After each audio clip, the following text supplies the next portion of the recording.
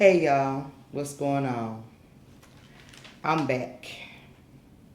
Back to finish up what I started.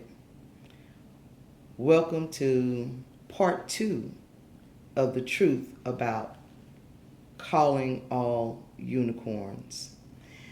I know it's been a couple of days, but real life happens and had to take care of a little family business, make sure my family was good. Family always comes first.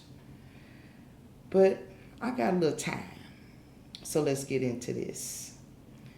Let me first start out by saying I heard that somebody was waiting for part two so they can have their turn. They can have their turn at any time they want it. But we're going to speak on that a little bit later. So let's get into this. We're going to pick up October 20th from a DM message.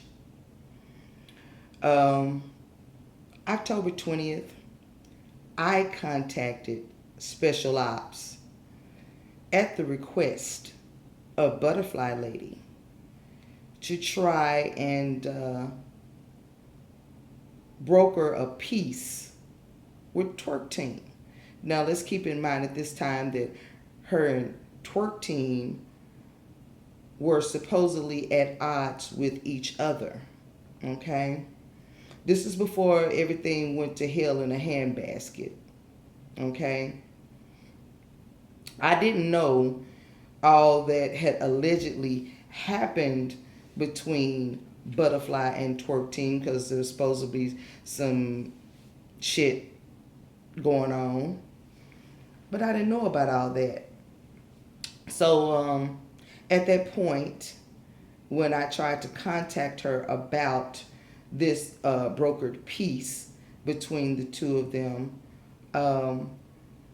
she video chatted with me to tell me the details of what supposedly allegedly happened. And at that time, I ultimately apologized for even approaching her with the proposal because I didn't know. Okay? So she told me everything. I apologized with her about it, and she connected. If I'm correct, she connected with Butterfly Lady, and they had a discussion. I was not a part of that discussion.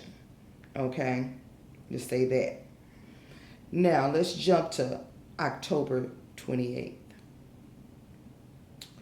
I was contacted by Special Ops about a video that I had made, it was a video. It wasn't a live. It was a video where I made a public apology to some people that I counsel and talk to on a regular basis because I do counseling with people. And I made a public apology to them because I felt like I had a personal failure. I was not practicing what I had preached at that time. I was going through some stuff and things that I counsel people about to help them with their personal lives. I wasn't following my own advice. And I felt bad about that. I felt hypocritical about that. And I felt it so deeply. I was crying about it because I felt so bad. And I explained this to her. That's the reason why I was crying, because she was worried and she was asking what was wrong and was I okay and all of that, and she expressed all kinds of sympathy and everything, which I now know was a setup. Okay?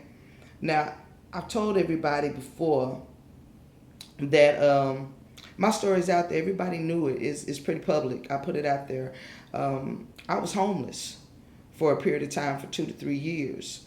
Now, not homeless where I was on the street, slipping up on a bridge, on a corner, in a doorway, anything like that.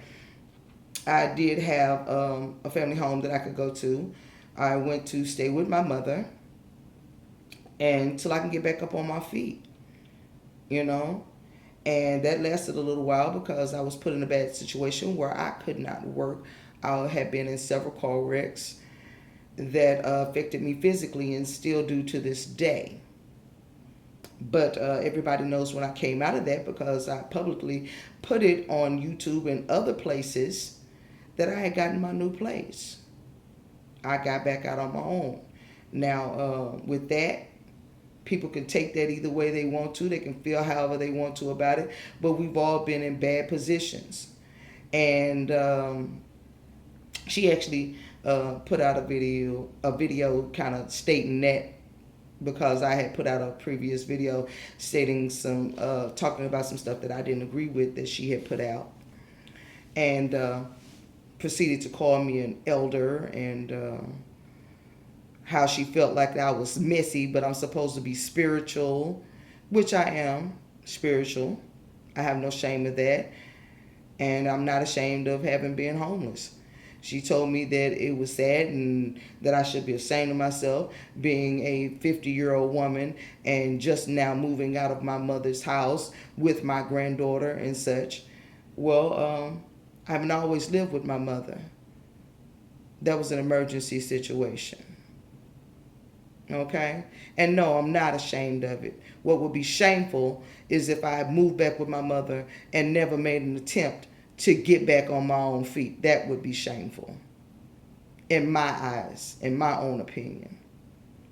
But I digress. Now that I've gotten that out there, like I said, I can tell my own story, and you can think of it what you want. Okay? Now, let's get back to October 28th.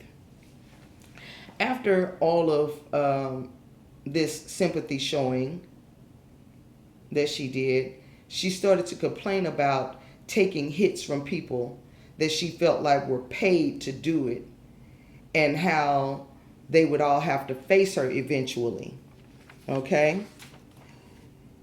She explained that her goal was to go after them criminally, and she also explained that she felt like they had peeps or people to collect info against her.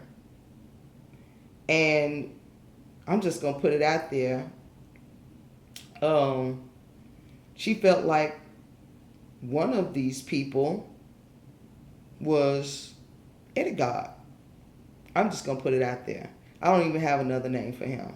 He is an Eddie God. Okay? Big props. Shout out to Eddie God. But what I did notice is that she never said who these people were that she felt like was coming after her. What she did say is that she would just sit back and watch. Okay? Now let's jump to the next day. Approximately at 11:16 a.m. Central Time, October 29th,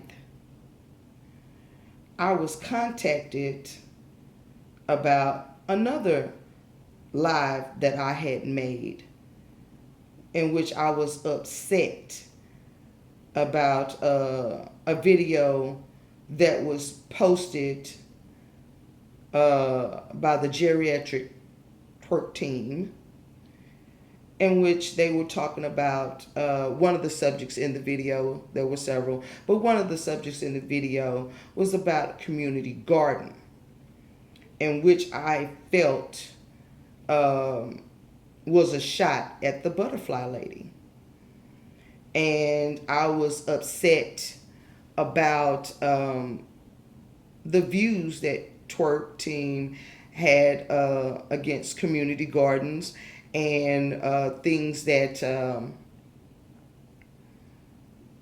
we do in the Black community to help each other, and the disdain that twerk had against these things like community gardens didn't work, or us setting up daycares in the Black community and that Twerk felt like those things didn't mean anything unless we own the land. Well, you don't always have the means to own the land. You got to start somewhere.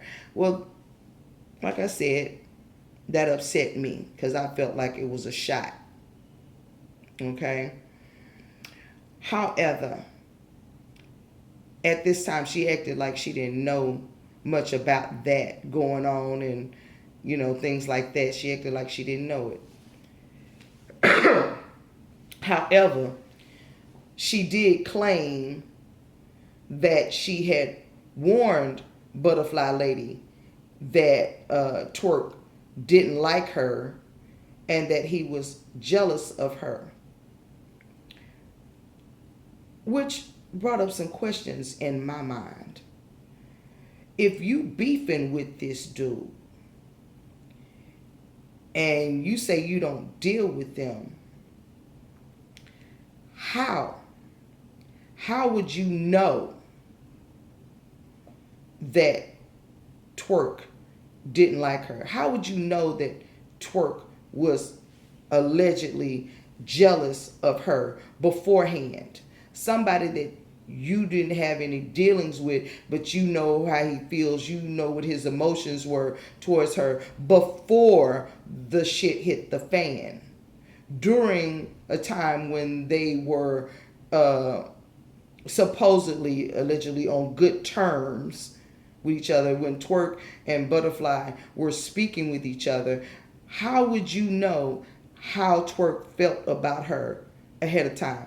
That to me speaks of you having some prior contact and conversations, okay? And you're supposedly warning somebody against this person that you know so much about, you know his private feelings, but y'all supposedly don't talk. Okay? Now, we're going to move further on down. October 29th at approximately 4:28 p.m. Central Time. She tried to contact me by DM saying that she wanted to video chat. Okay. There was a problem with signal on my end. I say all the time, y'all, I got a Metro piece of shit phone, and my signals weren't that good. So we couldn't connect for long with the video chats. It kept hanging up. All right. So at this point, during the brief video chat moments that we could talk, she was talking about taking legal actions for a supposed stalker that she had at the time. There was a lot of videos that she had put out about having a stalker in another state, somewhere, Carolina. I can't remember if it was north or south. But either way, it was in Carolina, and she was saying that she was having problems with the stalkers, making her life horrible, stealing her logo, posting all kinds of false information about her, and things like that. But I do know that even with her talking about she was taking legal actions, we haven't heard anything about this stalker since. Now, I understand when you're having a legal case that you have to, be silent at a certain time while it is in process. And it may still be in process. I don't claim to have that information. Okay? But I just know that we haven't heard anything about this stalker since. Okay? But I do have some questions on whether that was real. Was that just a narrative that you were spinning? Was it real? I don't know. Just my personal thoughts on it doesn't seem real to me. Not now. It did then. Okay? And then the conversation went into talking about another player on the board. We're just going to call that player the Darkness. She explained to me that she didn't trust Darkness. Okay? She didn't trust Darkness. But I have noticed that I noticed then and I noticed now, and I will admit that I had, from my previous observations, because I've never had any direct dealings with Darkness, but I had noticed some inconsistencies in the behavior. And I warned her, trying to be a friend, I warned her, hey, you might want to distance yourself a little bit from that. Because I had had previous conversations with somebody else that had had dealings with Darkness, and I was told that Darkness was not reliable, that Darkness had, several dealings that were shady, and being a friend, I didn't want her to get caught up in this. But as we have seen, Darkness comes and goes in her room at will. Sometimes he's modded up, sometimes he's not.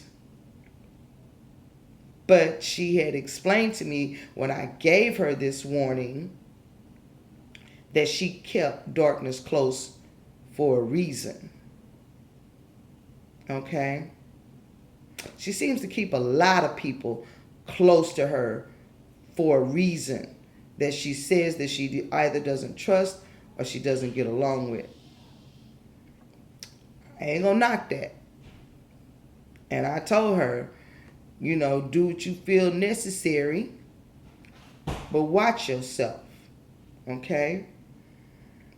At that time, she told me that she never reveals all that she has planned or in her head for a reason. And people knock her for not revealing all the details. Okay? But she also feels that she shouldn't have to justify the reasons for not telling everything. But she also related to me at that time. She knows that he's the main one trying to scam her. Right? My thing is, I don't know how other people handle it, but I'm not going to keep somebody in my confidence. I'm not going to keep anybody close to me that I think they're trying to scam me. I'm not going to have dealings with you if I know or think to my own judgment that you're trying to scam me. Now, she said that she knows, not I think, not maybe. She knows that he was the main one trying to scam her. Don't make sense. See, what I'm trying to relate through all of this, and I know y'all wondering, what does this have to do with calling all unicorns? This is all the things from the beginning leading up to calling all unicorns. This is the foundation of the setup, because all these people that are being mentioned and brought up in this play a part of what she had in mind. All these people that she mentioned, she was manipulating events to get what she wanted, whatever that was that did not work. She was trying to set up a scenario, a narrative, if you will, so she can kill the creature that she created. Because until she coined the phrase unicorn, a mythical, magical creature, the alumni of UU never called themselves unicorns. And if you've ever watched The Butterfly Lady, you know who the unicorn is. Okay? So, my thing is, why would you try to kill your own creation? That's something to think about. It's something to really think about. I also want to address a community post that was made. Because we're going to have a part 3. I'm going to go through this step by step so y'all can see how this all builds up and how this all comes together. Right? But I want to address this post that was made.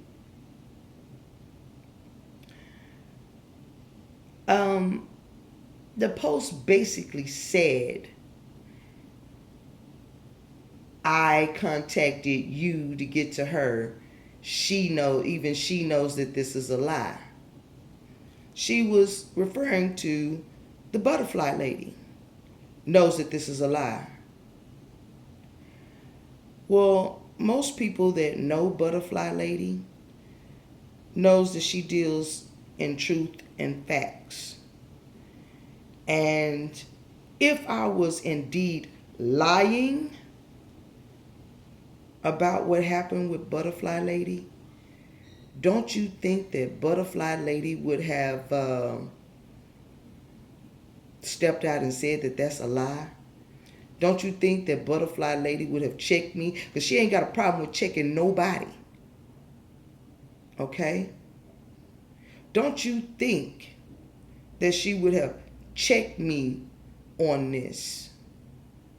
And it was also mentioned that Special Ops said that she saw why Butterfly Lady doesn't publicly come out and defend me or any one of the UU alumni. Well, let me tell you something. Let me address that.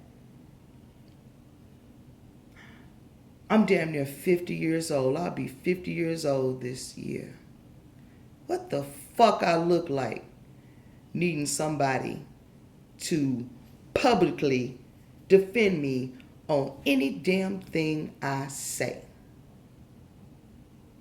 You want to say that I'm lying about this? It's all in the DMs. You want to prove me wrong? I invite you to do so. You said that, Special Ops, you said that you were waiting on part 2. I am now putting out part 2. You said you were waiting on part 2 so you can have your turn. Nobody's holding you from having your turn. You can have your turn at any given time. But you want to prove me wrong?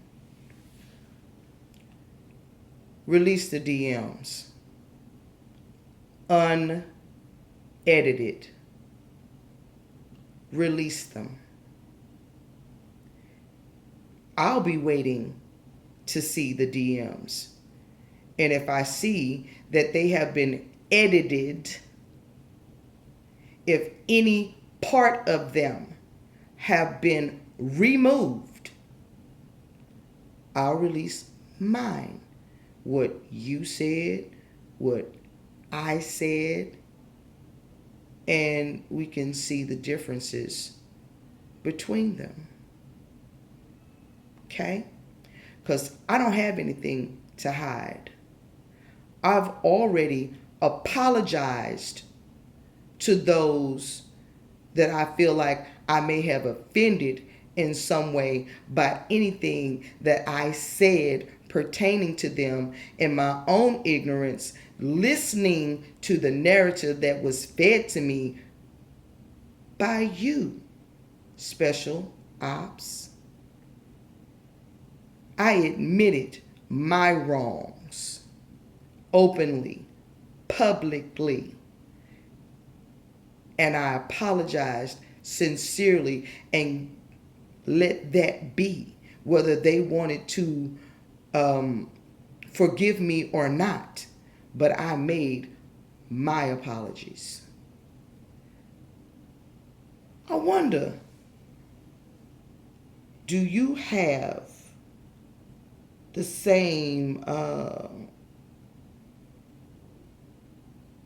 let's just say, morals enough to do that and admit your wrongs, your missteps, your mistakes? Can you do that? Or do you got too much going on? Have you wronged that many people that you feel that you can't do it? See, me, I ain't got nothing to lose. I ain't got nothing to lose. I'm small potatoes. I have a small following. I have a small channel. You got a lot to lose. Okay?